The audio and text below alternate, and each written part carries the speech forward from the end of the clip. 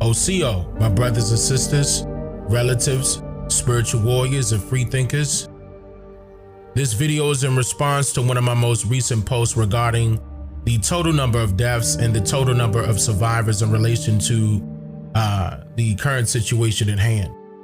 On April 8th, 2020, I tweeted, "They are quick to tell you how many people have allegedly died from the virus, but not a single word, chart, or graph on how many people have survived so far.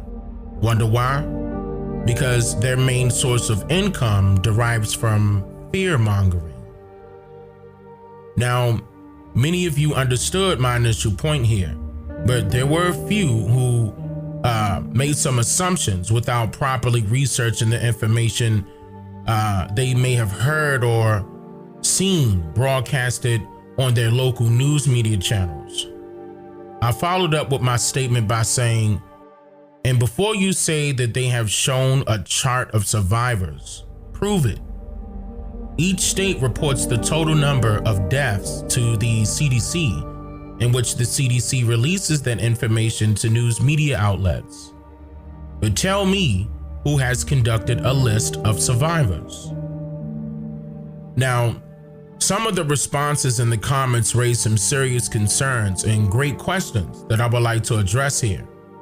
One of the responses says, "This is available on Johns Hopkins website for coronavirus." But what's very interesting to note about their website is that it includes the total number of confirmed cases, the total number of deaths, and the total number recovered. But does the total number recovered that is listed here reflect the total number of people who have survived? At the bottom of this website, it will list the data sources used, and it also explains what each section means, stating that, quote, "Confirmed cases include presumptive positive cases." Presumptive meaning in the absence of further information.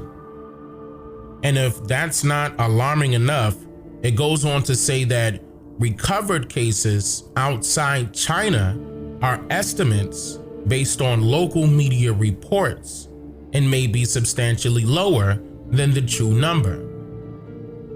So, this stands as a disclaimer for the website, since they are admitting that their data on recovered cases outside of China, for some strange reason, are royally inaccurate, being as though they have retrieved these numbers from local media reports and not primary sources.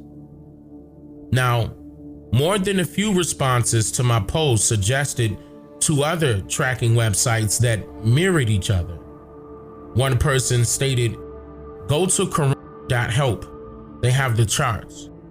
And another person said, "worldometer.info." These websites list the total number of cases, the total number of deaths, and somehow the total number recovered. Now, I really wanted to know where these websites retrieve their information from. So in the About section of the corona.help website, it lists the same Johns Hopkins website that I just covered earlier as their primary source. And all the way at the bottom of the main page, the Worldometer website shares a list of sources numbered 1 to 25. Source number 1 takes us to the World Health Organization's website, where they have listed a total number of 79 situation reports as of today. Clicking on the latest one available, it brings up a PDF document that shares the total number of cases along with the total number of deaths by region. Notice that there are no total numbers of recovered cases listed here, which means that WHO, or the World Health Organization, are not counting the number of survivors. Source number 2 takes us to the CDC's website, or rather the Centers for Disease Control and Prevention website, where it claims that it gets updated daily with the latest reports on the total number of cases and, of course, the total number of deaths. Keep in mind that the CDC is a part of the U.S. Department of Health and Human Services. So once again, a major player in the health industry is not reporting the total number of survivors as of yet. But what's very important to note here is that the CDC admits right here on their website that these, quote, numbers are preliminary and have not been confirmed by state and territorial health departments. Preliminary is another way of saying experimental. The site explains a little more by stating below that data include both confirmed and presumptive positive cases, which should make you ask some questions. Like, why would they include, or rather add, a totally new number of non-positive cases to the numbers of positive cases? Where exactly are they retrieving these numbers from? The CDC even gives a disclaimer on its site, saying that every effort has been made to assure the accuracy of the sequences, but CDC cannot provide any warranty regarding their accuracy. So leave me a comment and tell me, what do you think about these so-called essential departments in the health industry admitting their guilt of blatantly sharing misinformation? I find it very interesting that doctors in the medical field are consistently speaking out, and especially when it comes to these total numbers given to us via news media outlets, etc., as if they are actually authentic somehow. So I'm going to talk about death certificates today. The decision for unprecedented government-mandated lockdowns has been based on the alleged death rate of COVID-19. Is this death rate based on truth? I posted the following question on Facebook yesterday. This is the question. Know anybody personally with baseline good health who has been hospitalized for COVID-19 alone or allegedly died from COVID-19? That was my question. I asked the question this way because if you know someone personally, you may know their baseline health status and some details of the case. And being tested positive for COVID-19 does not mean you have the disease. Even asking the question this specifically, I still got some people saying their spouse knows a friend who's of a nephew in New York. And some who answered yes but didn't give the details, even though I asked them, could you please submit some more details?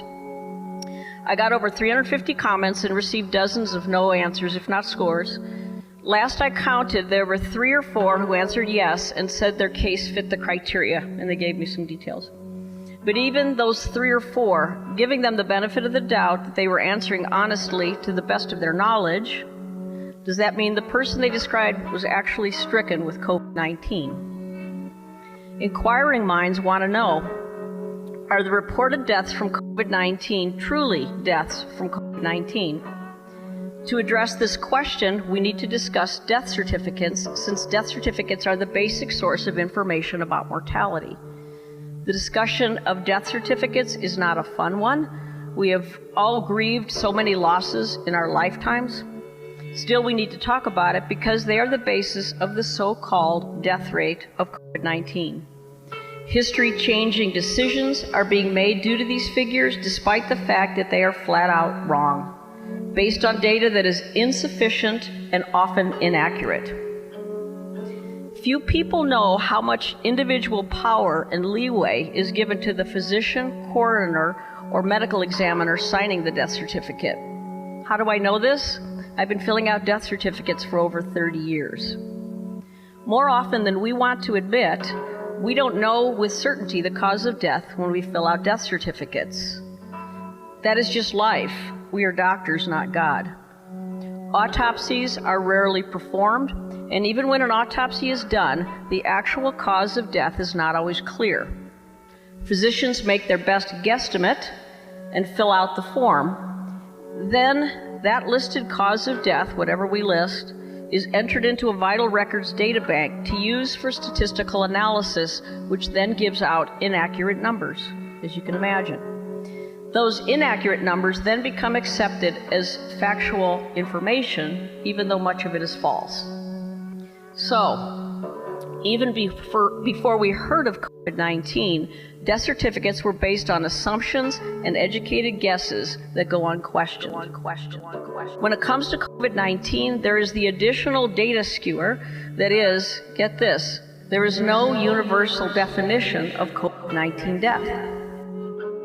The Center for Disease Control, updated from yesterday, still states that mortality, quote-unquote, data includes both confirmed and presumptive positive cases of COVID-19. That's from their website. Translation, the CDC counts both true COVID-19 cases and speculative guesses of COVID-19 the same. They call it death by COVID-19. They automatically overestimate the real death numbers by their own admission. Prior to COVID-19, people were more likely to get an accurate cause of death written on their death certificate if they died in the hospital. Why more accurate when a patient dies in the hospital? Because hospital staff has physical exam findings, labs, radiologic studies, etc., to make a good, educated guess. It is estimated that 60% of people die in the hospital. But even those in hospital deaths, the cause of death is not always clear, especially in someone with multiple health conditions, each of which could cause the death.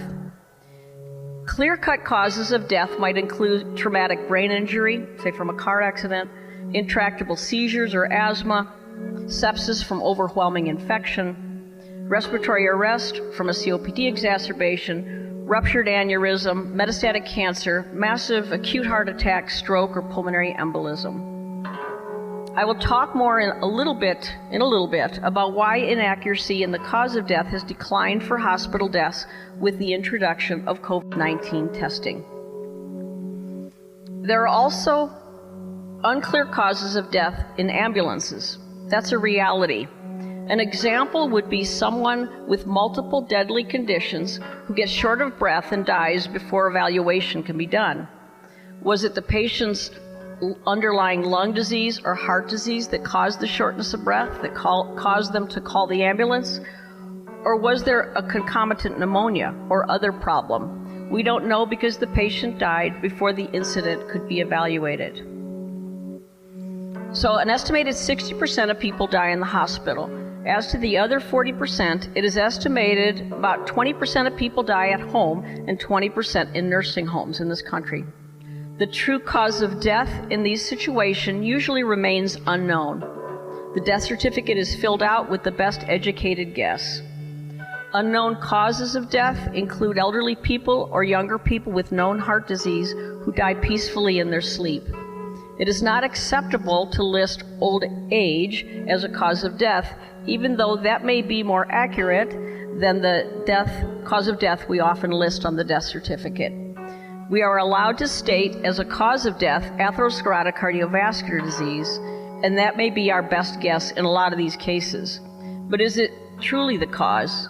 Who knows? Only God in heaven knows. There's a U.S. standard for death certificates that includes a line for immediate cause of death, followed by 2 to 3 lines of antecedent causes, giving rise to the immediate cause, then 1 to 2 lines of other significant conditions contributing to the death, but not causally related to the immediate cause. For an example, immediate cause of death, sepsis, antecedent cause, pneumococcal pneumonia, other significant conditions, COPD. Okay, let's combine the information I've given you so far about the guesswork involved in filling out death certificates and apply it to COVID-19. The analysis that follows requires the presupposition that in today's medical climate, many, if not most, patients sick enough to be hospitalized will be checked for COVID-19. It also requires an understanding of what we know at this point, that most people who test positive for COVID-19 COVID-19 have mild or no symptoms. Therefore, testing positive for COVID-19 does not mean a person is sick with it, or if the person died, that they died from it. To drive this home, we need to understand how the CDC and National Vital Statistics System are instructing physicians to fill out death certificates related to COVID-19. Brace yourselves and please pay attention and let what I'm about to tell you sink in. The assumption of COVID-19 death can be made even without testing. Based on assumption alone, the death can be reported to the public as another COVID-19 casualty.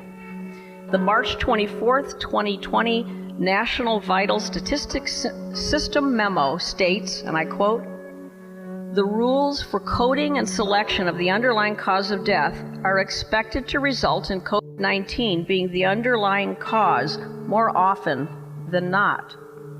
End of quote. The CDC report of cases in the U.S. memo from yesterday states the death numbers are preliminary, quote, and have not been confirmed. So, quote, "The results are preliminary and have not been confirmed," end of quote. It's from the CDC website. Here's a quote even more laden with meaning. Stephen Schwartz, National Director of the Division of Vital Statistics, says in answer to the question as stated in the organization's COVID-19 alert, quote, "Should COVID-19 be reported on the death certificate only with a confirmed test?" Check out his answer, and I quote from this memo of which I have a copy, quote, "COVID-19 should be reported on the death certificate for all decedents where the disease caused or is assumed to have caused or contributed to death.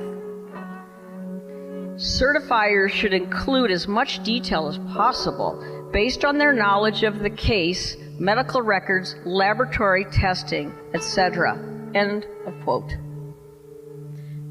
I'm sure you all feel so reassured the government is asking doctors to provide their very best guesswork. Not. Fact, quote, "COVID-19 caused death," end of quote, and, quote, "assumed death by COVID-19," end of quote, are not the same thing. And for those who died from something else and had an incidental finding of COVID-19 positivity, dying with COVID-19 is not the same as dying from COVID-19. I'm almost done, but want to clarify the process with another patient example. This is something that could happen commonly. It's not a specific patient I'm thinking of. Let's say it's a sick patient who goes into respiratory arrest at home. He is intubated at home by EMTs. They put a tube down his throat to help him breathe. He's taken to the hospital by ambulance, put on a ventilator in the ICU, put on antibiotics for presumed sepsis, given IV fluids because his blood pressure has bottomed out. The bacteria pneumococcus is found in the blood and sputum cultures. Pneumonia is seen on the chest x-ray. Despite the staff's best efforts, he dies 2 days after admission. Like I said, this is not an uncommon scenario. The patient was found to be COVID-19 positive, and the doctor has the option of listing on the death certificate that COVID-19 is the immediate or antecedent cause because the doctor theorizes that COVID-19 contributed. Either way, it goes into the data bank as caused by COVID-19. To reiterate, if a patient tests positive for COVID-19 and dies from another cause such as pneumococcal sepsis, it may be considered accurate to say that person died with COVID-19, not from COVID-19. Yet the CDC guidelines list they list this case as one more COVID-19 death, and they go to the next questionable death. They label that as COVID-19, and it goes on and on. You could see how these statistics have been made to look really scary when it is so easy to add false numbers to the official database. Those false numbers are sanctioned by the CDC as of their memo yesterday, April 4th. I have made physical copies of those memos in case more people start looking at their website and they decide it's too much truth for us. I hope I was able to make my point. The real number of COVID-19 deaths are not what most people are told and what they then think. How many people have actually died from COVID-19 is anyone's guess. Again, God only knows. But based on how death certificates are being filled out, you can be certain the number is substantially lower than what we are being told. Based on inaccurate, incomplete data, people are being terrorized by fearmongers into relinquishing cherished freedoms. Cherished freedoms. Cherished freedoms.